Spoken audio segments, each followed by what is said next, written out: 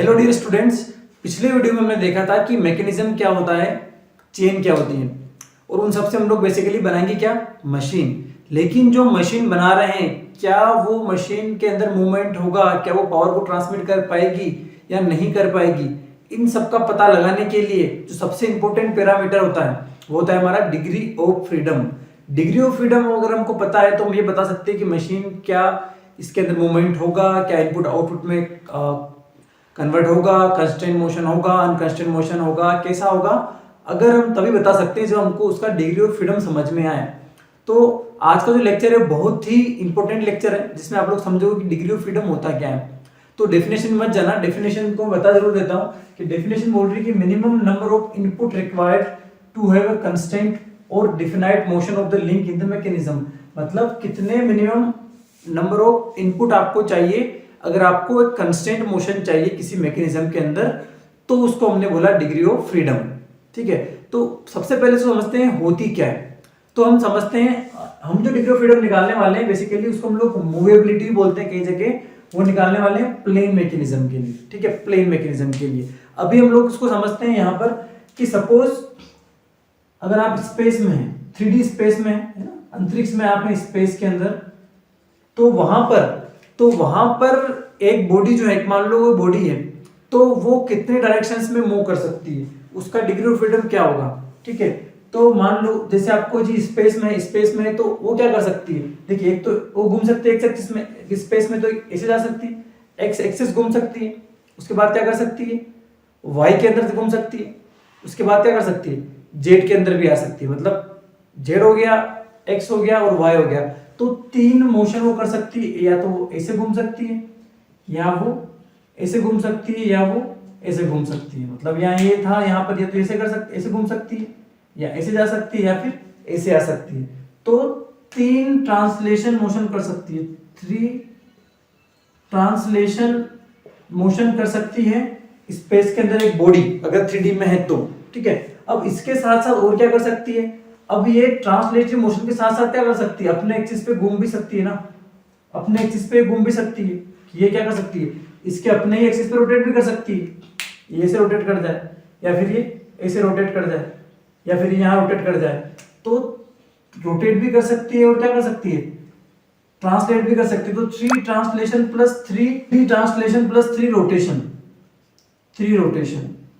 मतलब अगर इस बॉडी को मैं फ्री छोड़ दूं, अगर इसमें कुछ भी कंस्ट्रेंट नहीं है, अगर ये फ्री है, तो अनकंस्ट्रेंट जो रिजिड बॉडी है, ये जो अनकंस्ट्रेंट रिजिड बॉडी है स्पेस के अंदर, कोई अनकंस्ट्रेंट है, मतलब किसी ने उसको पकड़ नहीं रखा है, और वो अनकंस्ट्रेंट बॉडी अगर स्पेस में है तो वो 6 तरीके से घूम सकती है। इसका मतलब क्या हुआ, इसका डिग्री ऑफ फ्रीडम क्या होगा, 6।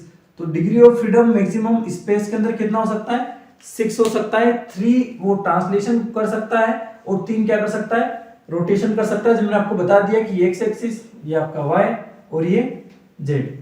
सिमिलरली अब हम आते हैं 2D स्पेस पे या प्लेन पे, क्योंकि हम लोग बेसिकली प्लेन पे ही काम करने वाले हैं। ठीक है, तो एक प्लेन के अंदर बॉडी कितने डायरेक्शंस में घूम सकती है, मतलब एक प्लेन के अंदर अगर कोई अनकंस्ट्रेंट बॉडी है तो वो कितने डायरेक्शंस में मूव कर सकती है।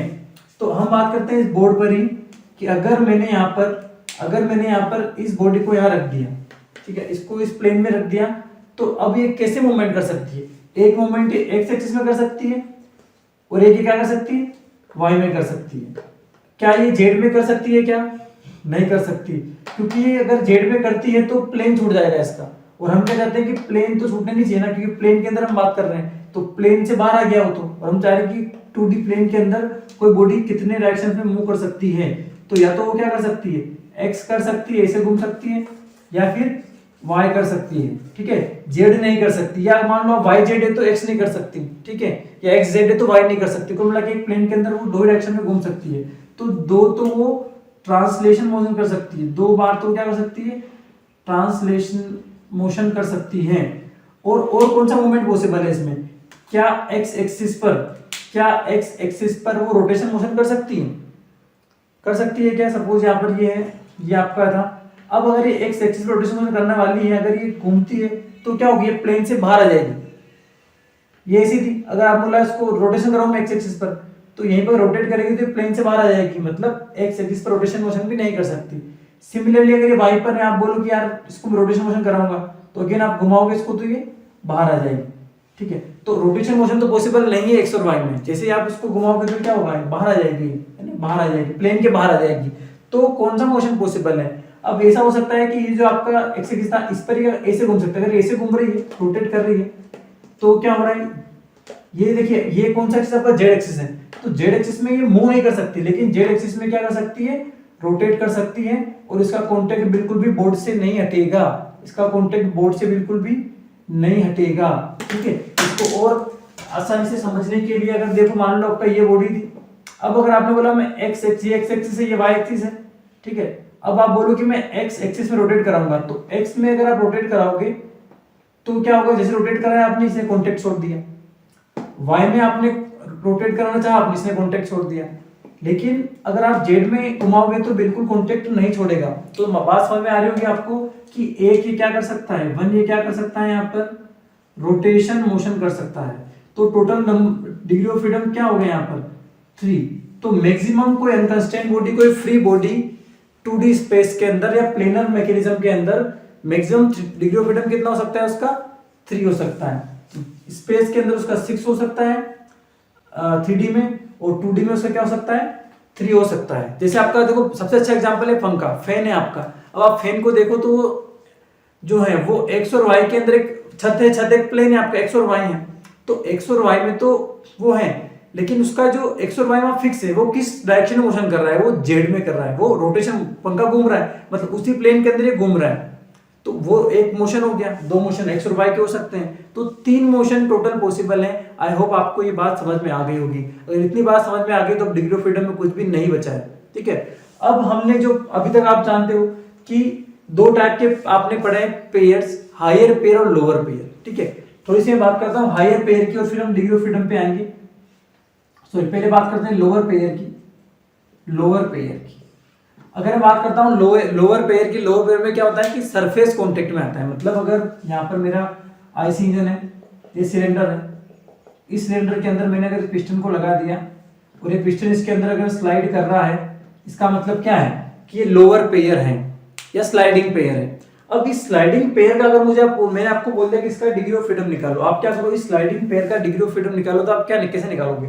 देखो ये सिलेंडर फिक्स है, और जब भी कोई चीज फिक्स होती है इसका मतलब वो मूव नहीं कर सकती है। तो जो आपका सिलेंडर है इसका तो ऑब्वियस है कि डिग्री ऑफ फ्रीडम क्या है, 0 है। इसमें कोई संदेह किसी को नहीं होना चाहिए। जहां पर भी आपको वो चीज फिक्स मिलती है इसका मतलब वो चीज मूव नहीं कर सकती है। अब जब वो मूव नहीं कर सकती तो डिग्री ऑफ फ्रीडम 0 ही होगा। अब यहाँ पर पिस्टन का डिग्री ऑफ फ्रीडम कितना होगा वो हमको देखना है, ठीक है। तो बेसिकली अगर यहाँ पर ये फिक्स नहीं होता, कोई कंस्ट्रेंट इसमें नहीं होता, तो ये 3 टाइप से पिस्टन घूम सकती थी। पिस्टन ऐसे घूम सकती थी, पिस्टन ऐसे घूम सकती थी, पिस्टन अपने एक्सिस पे घूम सकती थी, या यहाँ पर रोटेट कर सकती थी। तो अब यहाँ पर आप देखो, क्या पिस्टन वाई के अंदर मोशन कर सकती है क्या? क्या पिस्टन ऊपर जा सकती है क्या? नहीं जा सकती, क्योंकि यहाँ पर तो सिलेंडर फिक्स है, तो कोई जगह नहीं उसके पास जाने के लिए। तो उसका एक मोशन यहाँ पर कंस्टेंट हो गया, मतलब ये ऊपर नहीं जा सकती। क्या ये पिस्टन अपने एक्सिस पे घूम सकती है क्या? नहीं घूम सकते, अगेन ये फिक्स है। तो इसमें कितने नंबर ऑफ रिस्ट्रिक्शंस हैं? इसमें नंबर ऑफ रिस्ट्रिक्शंस आपके कितने हैं? 2 हैं, ठीक है। तो अब पिस्टन जा कहाँ सकती है? पिस्टन ओनली ये वाला मूवमेंट कर सकती है, लीनियरली ये इस टाइप से रोटेट कर सकती है। तो अगर एक ही डायरेक्शन में घूम सकती है, इसका मतलब इसका डिग्री ऑफ फ्रीडम क्या हो गया? यहाँ पर 1 हो गया, ठीक है। अगर इसको तरीका क्या है एक और निकालने का कि मैक्सिमम कितने डायरेक्शन में घूम सकती है कोई चीज? 3 डायरेक्शन में घूम सकती है। मैक्सिमम डिग्री ऑफ फ्रीडम कितना होता है? 3 हो सकता है, लेकिन यहाँ पर 2 रिस्ट्रिक्शंस हैं। तो 2 रिस्ट्रिक्शंस में डायरेक्शन में वो नहीं घूम सकता है, तो कितना बचा? 1। तो डिग्री ऑफ फ्रीडम यहाँ पर 1 हो गया लोअर पेयर्स के लिए। जितने भी लोअर पेयर्स होंगे उनका डिग्री ऑफ फ्रीडम 1 होगा। कैसे होगा वो मैंने आपको यहाँ पर बता दिया है। अगर अब मैं बात करता हूँ हायर पेयर की, तो हायर पेयर में कैसे होगा वो भी हम लोग देख लेते हैं। तो हायर पेयर में क्या होता है? हायर पेयर में क्या होता है? हायर पेयर का मतलब है कि पॉइंट कॉन्टेक्ट ना। लोअर पेयर में क्या था? सरफेस कॉन्टेक्ट था। हायर पेयर में क्या है कि पॉइंट या लाइन कॉन्टेक्ट है। तो पॉइंट और लाइन कॉन्टेक्ट अगर है, मान लो बात करता हूं मैं हायर पेयर का एग्जांपल लेता हूं मैं आपका, कोई सड़क पर कोई टायर घूम रहा है ना, कोई व्हील रोटेट कर रहा है, जो रोलिंग मोशन हमने बात की थी। तो यहाँ पर आप देखें तो क्या है कि ये रोल कर रहा है, पॉइंट कॉन्टेक्ट है रोड के ऊपर। अब जो आपका सड़क है वो तो फिक्स है, तो ये फिक्स है, मतलब इसका डिग्री ऑफ फ्रीडम तो क्या हो गया? इसका तो 0 हो गया, ये तो फिक्स है। अब जो है आपका ये जो व्हील है, ये व्हील क्या कर सकता है, ये व्हील रोटेट कर सकता है, ये रोटेट कर रहा है ना, तो रोटेशन कर सकता है, मतलब 1 डिग्री ऑफ फ्रीडम हो गया। रोटेशन के साथ साथ क्या है, आगे बढ़ सकता है, ट्रांसलेशन मोशन भी कर सकता है, तो ट्रांसलेशन भी कर सकता है, ट्रांसलेशन मोशन भी कर सकता है, मतलब 1 और डिग्री फ्रीडम हो गया। तो जितने भी हायर पेयर्स हैं इनका डिग्री ऑफ फ्रीडम कितना हो गया, यहाँ पर 2 हो गया। आप देख सकते हैं एक तो रोटेशन कर सकता है कि ट्रांसलेट कर सकता है, तो हायर पेयर्स जितने भी होते हैं उसका डिग्री ऑफ फ्रीडम क्या होता है, 2। और जो मेरे लोअर पेयर्स होते हैं उसका डिग्री ऑफ फ्रीडम 1 होता है। कैसे होता है, क्या होता है, आप सब जान गए हो। अब हम लोग चलते हैं एक एग्जाम्पल पर कि हम लोग कैसे डिग्री ऑफ फ्रीडम निकालेंगे और एक फॉर्मूले पे आते हैं कि कैसे वो फॉर्मूला डेवलप हुआ। अब पहले क्या दिक्कत थी, पहले लोग मशीन्स बनाते थे लेकिन हिट एंड ट्रायल करते थे, कई बार मशीन चलती नहीं थी, रन ही नहीं करती थी। तो कुर्जबेक ने क्या बोला, कुर्जबेक नाम का एक व्यक्ति था, इसने बोला कि आपकी मशीन तभी चलेगी, आपकी मशीन तभी चलेगी जब आपकी मशीन मेरे नियम को फॉलो करेगी। अगर मेरे नियम को, मेरे फॉर्मूले को, मेरे रूल को अगर वो आपकी मशीन फॉलो करती है, आपका मैकेनिज्म फॉलो करता है, तो आपकी मशीन क्या कर सकती है, मूवमेंट कर सकती है। तो आइए इसको समझते हैं कुर्जबेक क्राइटेरिया क्या है। इसने क्या बोला, देखो अगर मान लो आपकी 4 लिंक है आपस में, ये 4 लिंक है और ये चारों फ्री हैं, चारों क्या है, फ्री, आपस में जुड़ी हुई नहीं है, तो इसका अगर मैं एक लिंक को फिक्स भी कर देता हूं तो अभी इसका डिग्री ऑफ फ्रीडम कितना है, देखो इसका तो 0 है, लेकिन ये 3 डायरेक्शन में घूम सकती है, ये भी 3, ये भी 3, तो इसका डिग्री ऑफ फ्रीडम 9 है। लेकिन जैसे जैसे मैं इनको फिक्स करता आता हूं, यहां पर मान लो इसको फिक्स कर दिया, अभी 2 फ्री है, तो अब इसका डिग्री ऑफ फ्रीडम कितना होगा, इसका तो 3 होगा, इसका भी 3 होगा, लेकिन इसका क्या हो गया, 1 हो गया। ओनली अब क्या कर सकती है, अब ये ओनली रोटेट ही कर सकती है और कोई सा भी मोशन नहीं कर सकती। अगर हम ये देखें यहाँ पर कि ये वाली चीज है कि ये आपने इसको फिक्स कर दिया, तो अब ये लिंक क्या कर सकती है, ओनली ये तो मोशन कर सकती है, अदरवाइज वो कोई सा भी मोशन नहीं कर सकती। ठीक है, तो यहाँ पर अब डिग्री ऑफ फ्रीडम कितना हो गया, यहाँ पर 9 था, यहाँ पर कितना हो गया, 7 हो गया। तो जैसे जैसे मैं इनको फिक्स करता जाता हूँ इसका मोशन क्या होता जाएगा, कम होता चला जाएगा, और एक समय ऐसा आएगा कि अगर मान लो मैं 4 बार चेन अगर मान लो बनाता हूँ, यहाँ पर अगर मान लो मैं 4 बार चेन बनाता हूँ, तो आप देखो कि उसका डिग्री ऑफ फ्रीडम कितना होगा। तो मान लो ये मेरी 4 बार चेन बन गई, इसको मैंने फिक्स कर दिया, तो अब अगर मैं इसको टर्न करता हूं तो ये भी टर्न होगा, इसको टर्न करता हूं तो फिर ये भी टर्न होगा। तो ओनली एक ही टाइप से क्या हो सकता है, ये आप देखिए यहाँ पर ये तो एक ही डिग्री ऑफ फ्रीडम है, बस इसके अलावा कोई मोशन कर ही नहीं सकती 4 बार चेन मेरी। ठीक है, तो 4 बार चेन का डिग्री ऑफ फ्रीडम जब मैं सबको फिक्स कर दूंगा, तो इनिशियल 9 था, लेकिन जैसे जैसे मैं फिक्स करता चला गया डिग्री ऑफ फ्रीडम कम होता चला गया। तो इसने क्या फॉर्मूला दिया, कुर्जबेक ने बोला, अब आप लोगों को फॉर्मूला समझ में आ जाएगा, लोगों का फॉर्मूला समझ में आता नहीं, तो अब तो समझ में आ जाएगा। क्यों आ जाएगा, क्योंकि इसने बोला जो डिग्री ऑफ फ्रीडम होगा वो होगा 3l-1, मतलब एक जो लिंक है वो 3 डायरेक्शन घूम सकती है, इसलिए मैंने इसको 3 बोल दिया। अब l-1 क्यों बोला, क्योंकि l-1 इसलिए बोला कि एक लिंक हमेशा फिक्स होगी तभी तो मैकेनिज्म बनेगा, तो एक जो फिक्स हो गई उसका डिग्री ऑफ फ्रीडम तो 0 होगा, तो अगर 4 लिंक है तो उसमें 3 ही लिंक घूम पाएगी, एक तो नहीं घूम पाएगी, इसलिए मैंने क्या बोल दिया इसको 3l-1 माइनस।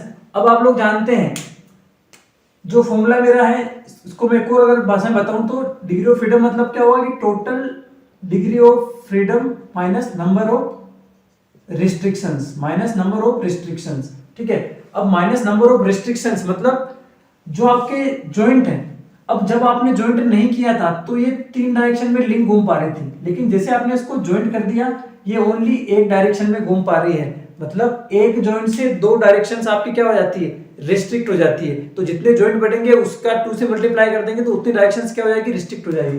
तो -2j और एक और चीज, अगर हायर पेयर होगा तो हायर पेयर में क्या होगा, आप जानते हैं वहां पर क्या होता है, हायर पेयर में आपकी 2 डायरेक्शंस में क्या कर सकता है, वो चीज मूव कर सकती है, ओनली एक डायरेक्शन ही क्या होती है, एक डायरेक्शन रिस्ट्रिक्ट होती है। जैसे आपका मैंने बताया था ये वाला केस, तो इसमें क्या था कि ये रोटेट भी कर सकता है और ट्रांसलेट भी कर सकता है, मतलब 2 डिग्री ऑफ फ्रीडम था।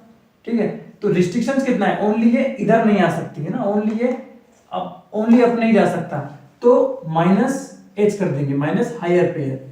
तो ये जो फॉर्मूला है ये दिया कुर्जबेक ने कि अगर 3l-1 -2j -h इसको फॉलो करता है कोई चीज और डिग्री ऑफ फ्रीडम 1 आता है, इसका मतलब क्या होगा कि मेरी जो मशीन है उसके अंदर क्या रहेगा, प्रॉपर इनपुट आउटपुट में कंस्टेंट मोशन रहेगा।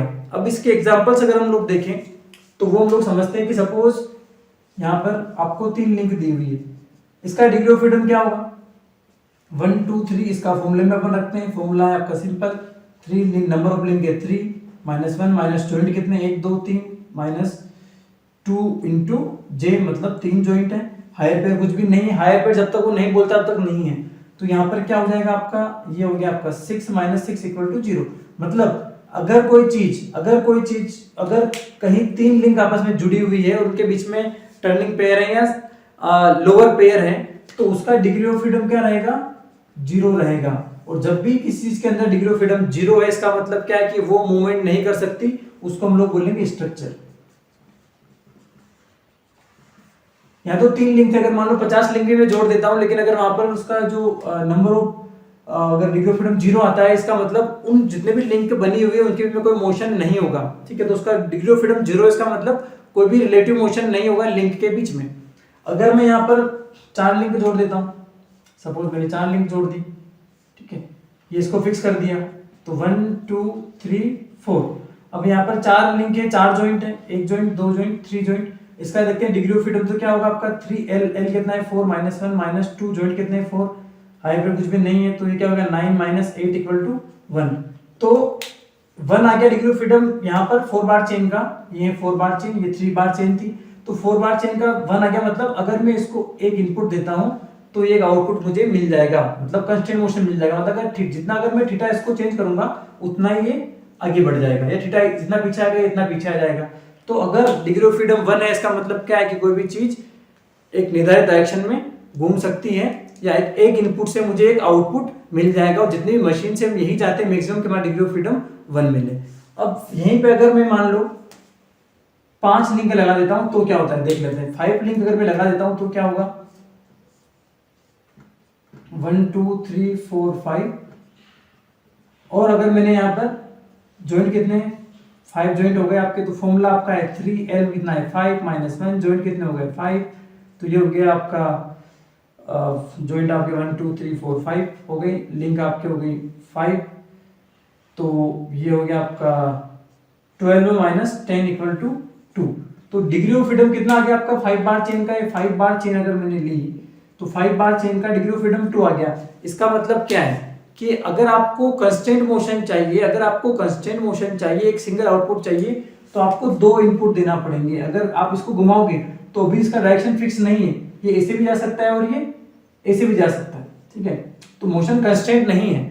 और अनकंस्टेंट मोशन को कंस्टेंट करने के लिए अगर डिग्री ऑफ फ्रीडम 2 आ रहा है तो मुझे क्या करना पड़ेंगे, 2 इनपुट रिक्वायर्ड है एक आउटपुट लेने के लिए, 2 इनपुट मुझे देना पड़ेंगे, तब जाके मुझे एक आउटपुट मिलेगा। अनकंस्टेंट मोशन को कंस्टेंट बनाने के लिए मुझे 2 इनपुट देना पड़ेंगे। अगर ये 2 है मतलब इसका मोशन क्या है अनकंस्टेंट है। डिग्री ऑफ फ्रीडम 2 आ रहा है, इसका मतलब उसका मोशन क्या है अनकंस्टेंट है। और जो पहले था वो तो जब 0 था तो स्ट्रक्चर था, 1 था तो कंस्टेंट मोशन था, 2 आ गया तो अनकंस्टेंट हो गया। अब अनकंस्टेंट को अगर कंस्टेंट बनाना है तो जितना number of degree of freedom आ रहा है उतना मुझे इनपुट देना पड़ेगा, तब जाके मुझे एक सिंगल आउटपुट मिलेगा। अब एक और अगर मैं मान लो 6 लिंक ले लेता हूं तो क्या होगा, अगर मैंने यहाँ पर 6 लिंक ले ली, ठीक है, तो यहाँ पर जॉइंट कितने हो गए, देखो ये 3 लिंक है मतलब 2 बाइनरी जॉइंट हो गए, यहाँ भी 3 लिंक है तो 2 बाइनरी जॉइंट हो गए, यहाँ भी 2 बाइनरी जॉइंट हो गए, यहाँ भी 2 बाइनरी जॉइंट हो गए। लिंक हो गई मेरी 1 2 3 4 5 और 6। तो यहाँ पर डिग्री ऑफ फ्रीडम क्या हो जाएगा 3 लिंक कितनी है 6 - 1 जॉइंट कितने हैं 8 हो गए, तो 2 × 8। तो देखिए हम लोग अगर इसको तो हो गया 15 - 16 = -1। तो डिग्री ऑफ फ्रीडम अगर -1 आ जाता है तो सर अब क्या करें, अगर डिग्री ऑफ फ्रीडम -1 आ गया इसका मतलब ये है कि वो क्या है सुपर स्ट्रक्चर, उसको मैं बोलता हूं सुपर स्ट्रक्चर। कई बार गेट एग्जाम्स कॉम्पिटिशन एग्जाम्स में क्वेश्चन आता है कि अगर डिग्री ऑफ फ्रीडम माइनस में तो क्या होगा, उसको हम लोग सुपर स्ट्रक्चर बोलेंगे। अगर 0 है तो स्ट्रक्चर, और अगर फिर 1 है तो कंस्टेंट मोशन, 2 है तो अनकंस्टेंट मोशन। तो आई होप आपको ये चीजें सब समझ में आ गई होगी। अब जो मेनली जो हमारे काम में आता है डिग्री ऑफ फ्रीडम 1 एक सिंगल मशीन के लिए, तो एक ग्रबलर्स नाम का व्यक्ति था, उसने अपना एक क्राइटेरिया दिया, उसकी बात कर लेते हैं। तो ग्रबलर्स ने क्या बोला, जो ग्रबलर्स तो क्राइटेरिया था, इसने ये बोला कि अगर मैं डिग्री ऑफ फ्रीडम जो है उसको 1 मान लूं और हायर पेयर को 0 मान लूं तो जो इक्वेशन होगी वो क्या होगी।